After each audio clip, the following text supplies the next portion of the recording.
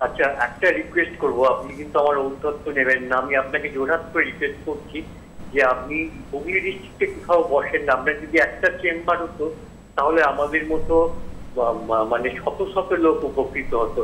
সকলের তো বর্ধমান বা কলকাতায় যাওয়া সম্ভব নয়। বয়স্ক মানুষরা, আপনি প্লিজ দয়া করে একটুখানি আমার কথাটা বোঝবার চেষ্টা করবেন। হুগলি জেলায় কিন্তু আপনার কোথাও দেখি না, কিন্তু হুগলি ডিস্ট্রিক্ট একটা বিরাট জেলা এবং প্রচুর লোক সংখ্যা এখানে। একটা অন্তত মাসে একটা মাসে, আমি জোরহাত করে আপনাকে বলছি। না না, প্লিজ এভাবে বলবেন না। আচ্ছা, আপনি বললেন, আমি অবশ্যই আপনাকে কথা দিচ্ছি, আমি আমার ম্যানেজমেন্টকে রিকোয়েস্ট করব যদি হুগলিতে একটা ক্লিনিক করা যায়, কেমন ওয়ার্কশপ একটা করা যায়, একটা ওয়ার্কশপ করা যায়, সঙ্গে থাকুন। আর জোরহাত করে বলবেন না। আপনার কাছে মানুষের কত ডিমান্ড, আমি খালি এটাই ভাবি, মানুষ কত আন্তরিকভাবে এই অনুষ্ঠানটাকে নিয়েছে, আপনার ব্র্যান্ডটাকে গ্রহণ করেছে, আপনাকে গ্রহণ আমি জানি না পৃথিবীর কোনো ডাক্তারবাবুর কাছে ভোর 5টায় পেশেন্ট এসে রাত্রি 10টায় বাড়ি ফিরছেন এবং একমুখ হাসি নিয়ে, এটুকু আমার প্রাপ্তি। একদম।